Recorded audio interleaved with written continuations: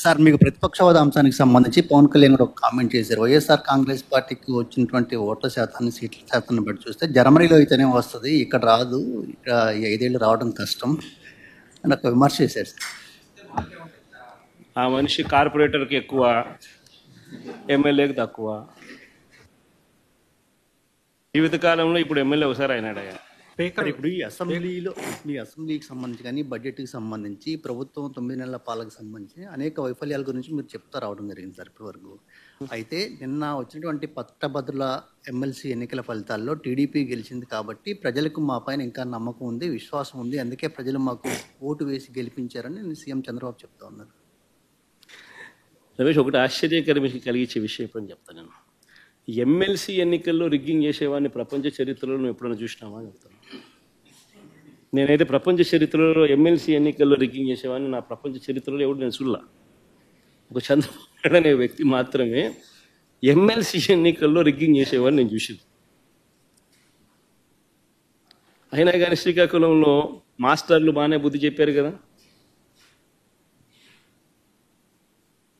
శ్రీకాకుళంలో మాస్టర్లు, గవర్నమెంట్ టీచర్లు, ప్రైవేట్ టీచర్లు అందరూ కూడా బాగానే బుద్ధి చెప్పారు కదా, గట్టిగా అర్థమయ్యేట్టుగా చెప్పారు కదా. ఎందుకంటే అక్కడ రిగ్గింగ్ చేయడం కష్టం. టీచర్లు వచ్చి కొట్లాడతారు, ఎందుకంటే వాళ్ళే బూతుల్లో ఏజెంట్లు, వాళ్ళే బూతుల్లో పోలింగ్ ఆఫీసర్లు, టీచర్లే.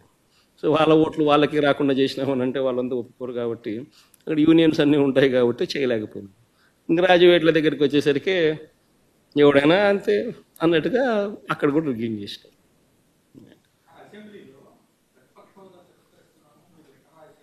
ఎన్న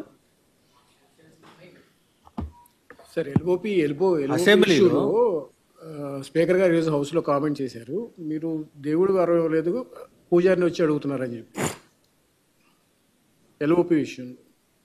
ఎల్ఓపి విషయంలో రూలింగ్ ఇచ్చారు సార్ ఈరోజు. మీకు ప్రతిపక్ష హోదా రాదు అని స్పీకర్ గారు ఈరోజు ఒక రూలింగ్ ఇచ్చారు. Statement, the speaker has given a statement saying that neither have you attended the assembly, you've just attended assembly just for one day in the earlier sessions, and that you yourself in the previous term had talked about Mr. Chandrababu Naidu and how they had 23 or 24 MLAs, and if we take 5 then you won't have the leader of opposition status. If he can say the same thing, why is he demanding the same is what there's been a ruling stated by the speaker. What do you have to say on this? ఒకటి అందరూ గుర్తుపెట్టుకోవాల్సింది ఏంటంటే, చంద్రబాబు నాయుడు గారు అనే వ్యక్తికి మేము ప్రతిపక్ష హోదా ఇచ్చాం. చంద్రబాబు నాయుడు అనే వ్యక్తిని మేము ప్రతిపక్ష హోదా ఇచ్చినాం. ఎక్కడా రూలింగ్ లేదు, ఎక్కడా దెర్ ఇస్ నో రూల్. నీకు ఇంతమంది శాసనసభ్యులు నీకు ఉండాలి, ఉంటేనే నీకు ప్రతిపక్ష హోదా ఉంటుంది అని ఎక్కడా రూలింగ్ లేదు. ఇన్ఫ్యాక్ట్ ఢిల్లీ అసెంబ్లీలో బీజేపీకి 3 అసెంబ్లీ స్థానాలు గతంలో, ఆప్ బీజేపీకి ప్రతిపక్ష హోదా ఇచ్చింది. మరి 79 స్థానాల బీజేపీ అక్కడ ఉన్న టోటల్ స్థానాలు ఢిల్లీలో 80 స్థానాలకు 77 స్థానాలు ఆప్ వచ్చి సంథింగ్ లైక్ దట్. బీజేపీకి 3 స్థానాలు ఉన్న ప్రతిపక్ష హోదా ఇచ్చినారు. సిమిలర్లీ మేము కూడా తెలుగుదేశం పార్టీకి మేము కూడా 5 మంది శాసనసభ్యులు తెలుగుదేశం పార్టీ నుంచి పక్కన కూర్చుంటామన్నారు. మా వాళ్ళు అయితే ఇంకా లాగేసినామనంటే ఇంకా 10 మంది లాగుతామన్నారు. వద్దు లాగాకండి నేనే చెప్పాను. ఆయన ప్రతిపక్ష హోదా నేనే ఇచ్చి ఇదే చంద్రబాబు నాయుడు చెప్పినా, నువ్వు మాట్లాడు స్వామి, ఎంతసేపు మాట్లాడతావు నువ్వు మాట్లాడు, నేను వింటాను, నేను విని నీకు సమాధానం చెప్తాను, నువ్వు మాట్లాడాలనేదే నా కోరిక, నువ్వేం అడుగుతావు అడుగు స్వామి అని చెప్పి నేను చెప్పిన అసెంబ్లీలో. కావాలంటే నా స్పీచ్ లేనండి అసెంబ్లీలో నేను అన్న మాటలు. ఆయనకు నాకు మధ్య తేడా అది. ఏదైనా కానీ అసెంబ్లీ అనేది ఎందుకు జరుపుతూ ఉన్నాం? ఈరోజు అది అసెంబ్లీలో ఉన్న పార్టీలు ఏవి? అధికార పార్టీలు, ప్రతిపక్ష పార్టీ మాదొక్కటే ఉంది. వేరే పార్టీలు ఎక్కడున్నాయి చెప్పండి? ఉన్నాయా ఎవరన్నా? మన ప్రతిపక్ష పార్టీ అనేది ఎవరికి ఇస్తారు? మాకు ఇవ్వకపోతే ఎవరికి ఇస్తారు చెప్పు? ఉన్న వాళ్ళందరూ మంత్రివర్గంలో మంత్రివర్గ సభ్యులుగా మీరే ఉండరు, మీరే గవర్నమెంట్లో ఉండరు, అంతా మీరే రూలింగ్లో ఉండరు. మీరే ప్రతిపక్ష పాత్ర ఎట్ట పోషిస్తారు స్వామి? నాకు అర్థం కావడంలా. అధికార పార్టీ మీదే, ప్రతిపక్ష పార్టీ మీదే, డబుల్ యాక్షన్ ఇదేమన్నా? హీరో నువ్వే.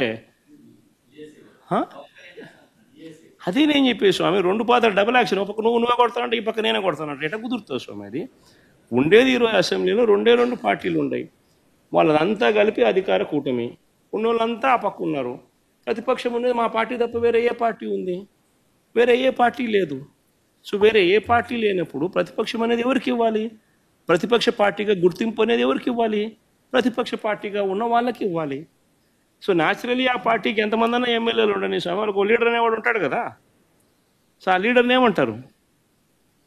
ప్రతిపక్ష నాయకుడనే అంటారు కదా, వేరే పేరు ఏమన్నా అంటారా? సో ప్రతిపక్ష నాయకుడు అని చెప్పి నువ్వు ఎప్పుడైతే అంటావో అప్పుడు ఏంది, దాని అర్థం ఏంది? లీడర్ ఆఫ్ ది హౌస్కి ఎంతసేపు మైక్ ఇవ్వాలనో అంతేసేపు దాని తర్వాత స్థానంలో ప్రతిపక్ష పార్టీ నాయకుడికి ఇవ్వాలి. ఎందుకు ఇవ్వాలి? ఇవన్నీ చెప్తాడు కాబట్టి. ఇవన్నీ అవతల ప్రతిపక్ష పార్టీ చెప్పినప్పుడు నువ్వు రిపేర్ చేసుకోవాలి కాబట్టి. అది గవర్నమెంట్ చేయాల్సిన డ్యూటీ కాబట్టి, పని కాబట్టి. కానీ ఇక్కడ ఏం జరుగుతూ ఉంది? నేను చెప్పనివ్వను, నేను ఎవరి స్వరము విననివ్వను, నీకు 5 నిమిషాల కన్నా ఎక్కువ మైక్ ఇవ్వను అని నువ్వే డిక్టములు పాస్ చేస్తూ ఉంటే ఏ రకంగా అసెంబ్లీలో ప్రతిపక్షం అన్నది మాట్లాడగలుగుతుంది, స్వరం ఇవ్వగలుగుతుంది? ఇప్పుడు మీరే అన్నారు 1.5-2 గంటలు పట్టింది సార్ అని. మరి 1.5-2 గంటలు పడుతుంది. మరి ఇవన్నీ నేను మాట్లాడిన మాటల్లో ఏదైనా ఒకటన్నా వేస్ట్ మాట ఏమన్నా ఉందా? బడ్జెట్కి సంబంధించిన డాక్యుమెంట్సే చూపించినాను, బడ్జెట్కి సంబంధించిన అంశాలే ప్రస్తావించినాను. మరి టైం పడుతుంది. మరి ఇంక పట్టుకోకున్నట్లుంటుంది చెప్పు. మరి వినాలా? అవతలోనికి మైక్ ఇస్తేనే కదా నువ్వు అవతలోడు చెప్పగలుగుతాడు. సార్ మీకు ప్రతిపక్ష kind of message is sending. ఏ రకమైన మాటలు మాట్లాడుతూ ఉన్నాడు ఈ మనిషి? ఇలాంటి వ్యక్తులు ముఖ్యమంత్రులుగా ప్రమాణ స్వీకారం చేసి పరిపాలన చేయడం, ముఖ్యమంత్రులుగా ప్రమాణ స్వీకారం చేసి పరిపాలన చేయడం అన్నది ఏ రాష్ట్రానికైనా శ్రేయస్కరమా?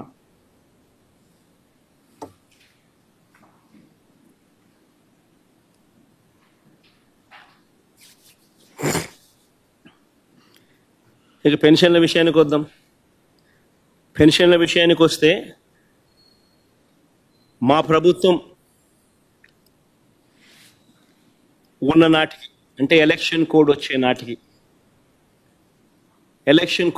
నాటికి మా ప్రభుత్వం ఉన్న నాటికి ఏకంగా 66,34,372 పెన్షన్లు మా హయాంలో మేము ఇస్తూ ఉంటే